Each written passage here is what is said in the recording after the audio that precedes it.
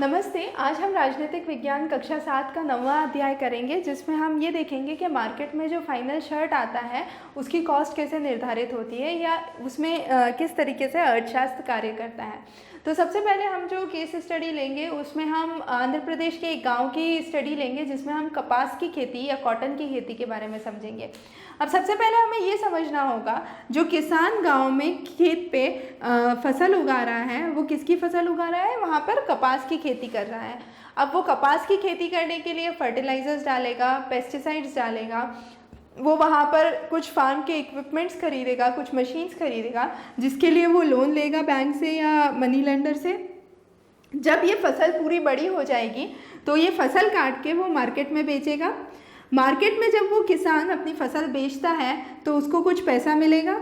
उस पैसे से वो अपना सबसे पहले लोन चुकाएगा, और जब लोन चुका देगा तो उसके पास बहुत ही थोड़ा सा पैसा बचेगा जो वो अपनी बीमारी में, अपनी स्वास्थ्य सुविधाओं में और दूसरी चीज़ों में खर्च करेगा।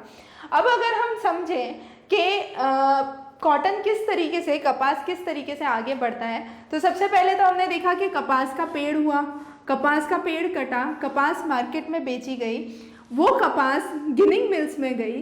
गिनिंग मिल में क्या करते हैं, उसके बीज निकाल देते हैं, सीड्स को रिमूव कर देते हैं और उसको दबा देते हैं, प्रेस कर देते हैं, और उस कॉटन बोल्स, जो गोल गोल कपास के फूल होते हैं जिनको हम बोल्स बोलते हैं, उनको चपटा करके उनके बेल्स बना देते हैं या उनको पतला पतला लेयर्स में कॉटन बना देते हैं। अब ये जो बेल्स हैं ये स्पिनिंग मिल्स में जाती हैं, और स्पिनिंग मिल्स में इन कॉटन बेल्स से कॉटन के यार्न या धागा बनता है। अब जब जो धागा बन गया है, इस धागे का क्या करेंगे, ये धागा जो है स्पिनिंग मिल से जो है बुनकर के पास जाएगा या वीवर के पास जाएगा, जिसको हम वीवर कहते हैं, और ये बुनकर इस धागे से कपड़ा बनाएगा। अब कपड़ा ये कुछ भी बना सकता है, ये टॉवल बना सकता है, चादर बना सकता है, साड़ी बना सकता है, जो भी जिस भी चीज़ की डिमांड है। तो ये सारा प्रोसेस जो है, इस सारे प्रोसेस में कौन इन्वॉल्व है, इस सारे प्रोसेस में मर्चेंट इन्वॉल्व है, जो बिजनेसमैन है वो इन्वॉल्व है। तो वो क्या करेगा, स्पिनिंग मिल से यार्न लाएगा, वो यार्न वो बुनकर को देगा और बुनकर को बोलेगा इसका कपड़ा बनाओ।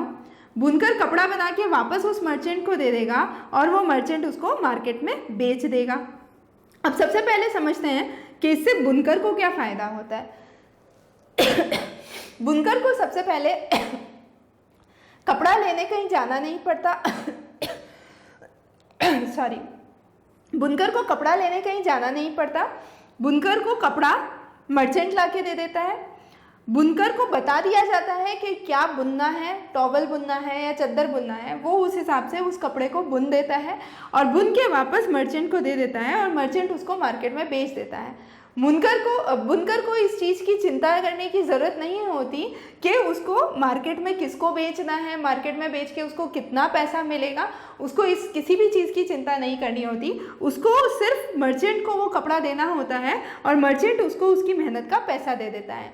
अब वीवर क्या करता है, वीवर जनरली एक पावर लूम पे काम करता है। पावर लूम जो होता है उसकी खरीदी हम बोलते हैं कि लगभग 20,000 रुपये उसकी कॉस्ट पड़ती है, और एक महीने में मर्चेंट एक बुनकर को 3,500 रुपये देता है। तो लगभग 6 महीने में उसकी लागत निकल जाती है। 6 महीने के बाद जो वो करता है वो उसकी कमाई होती है, पर फिर भी उसको 3,500 रुपया मिलता है, जो कि बहुत ही नगण्य है या बहुत ही कम है।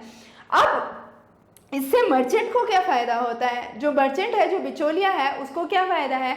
मर्चेंट अपना फाइनल कस्टमर वीवर को, बुनकर को नहीं बताता है, तो बुनकर के पास कोई तरीका नहीं है फाइनल कस्टमर तक पहुंचने का। बुनकर को ये नहीं पता है कि क्या मार्केट में चल रहा है, किस चीज़ की डिमांड है। मर्चेंट जो बोलता है बुनकर वो बना के दे देता है। तो बुनकर बहुत हद तक मर्चेंट पे डिपेंड करता है, और मर्चेंट इस चीज़ का फ़ायदा उठाते हैं। मर्चेंट उनको कम पैसा देते हैं, कम पैसे में ज़्यादा काम करवाते हैं, और इस तरीके से मर्चेंट पे जो बुनकर हैं उन पे शोषण होते हैं। मर्चेंट फाइनली वो कपड़ा लेके उसको गारमेंट इंडस्ट्री में बेच देते हैं, और वो गारमेंट इंडस्ट्री जो कपड़ा बनाती है, ज़्यादातर कपड़ा हमारे यहाँ से एक्सपोर्ट होता है या विदेश में जाता है।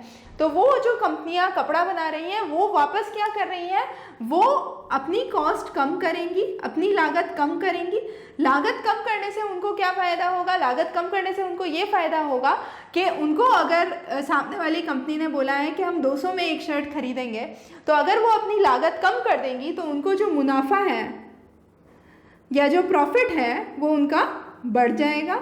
और इस तरीके से ये जो गारमेंट इंडस्ट्रीज़ हैं या गारमेंट फैक्ट्री हैं, ये अपना प्रॉफिट बढ़ा देती हैं क्योंकि ये अपनी कॉस्ट कम कर देती हैं, वर्कर्स को कम पैसा देती हैं, सस्ता कपड़ा प्रोक्योर करती हैं, तो उसकी वजह से बुनकर को कम पैसा मिलता है और ये एक विशियस साइकिल है जो चलता रहता है। अब अगर हम देखें तो एक पुटिंग आउट सिस्टम होता है। पुटिंग आउट सिस्टम का मतलब ये हुआ कि मर्चेंट ने धागा दिया बुनकर को और बुनकर ने बना के कपड़ा वापस मर्चेंट को दिया, तो ये प्रोसेस एक लूप की तरह चलता है जिसको हम पुटिंग आउट सिस्टम कहते हैं। और भारत में यही एक कॉमन सिस्टम है जो हमारी इकोनॉमिक्स में चलता है। पर धीरे धीरे लोगों को ये समझ में आने लगा, बुनकरों को ये समझ में आने लगा कि हमें बेवकूफ़ बनाया जा रहा है और हमें हमारी मेहनत के हिसाब से, हम दिन का 12 घंटा अगर काम करते हैं और हमें मात्र महीने के 3000 रुपये दिए जाते हैं, तो हमारे साथ कुछ तरह का अन्याय हो रहा है।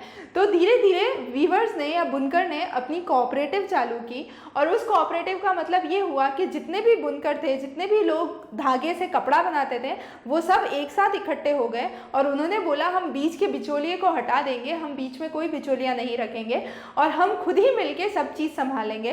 तो हम अपना कपड़ा खुद बनाएंगे, हम अपना मार्केट खुद ढूंढेंगे, हम उसको एडवर्टीजमेंट खुद करेंगे, हम सीधे जाके फैक्ट्री में खुद बेच के आएंगे। तो इस तरीके से वीवर कोऑपरेटिव चालू है। अब तमिलनाडु में इसमें बहुत अच्छा इनिशिएटिव लिया क्योंकि तमिलनाडु सरकार ने बोला कि हम जितने भी सरकारी स्कूल हैं उसमें फ्री कपड़े या फ्री यूनिफॉर्म, फ्री ड्रेस देंगे। तो उसके तहत काफ़ी सारे वीवर कोऑपरेटिव्स की ज़रूरत पड़ी जो कपड़ा बना के दे सकें, जो ड्रेस बना के दे सकें। तो इनके खुद के स्टोर्स चालू हुए जिनको कोऑप्टेक्स कहा गया। अब अगर हम देखें तो गारमेंट फैक्ट्री में क्या होता है, जैसा कि हमने समझा गारमेंट फैक्ट्री हमेशा क्या चाहेगी, क्योंकि वो विदेशों में एक्सपोर्ट कर रही है, वो अपनी कॉस्ट को कम रखना चाहेगी ताकि ज़्यादा से ज़्यादा मुनाफा बढ़ा सके।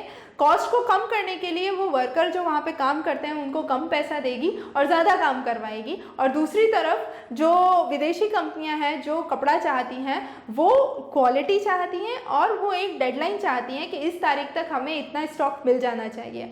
तो उन दोनों चीज़ों को पूरा करने के लिए एक्सपोर्टिंग फैक्ट्रीज, एक्सपोर्टिंग कंपनीज लगे रहते हैं। अब अगर हम देखें तो अगर एक शर्ट जो अमेरिका में 1200 रुपये में बिकता है उसकी हम लागत को तोड़ के देखें कि वो किन किन हिस्सों में आती है, तो 600 रुपये का तो सीधा सीधा मुनाफा है जो वो विदेशी कंपनी कमा रही है।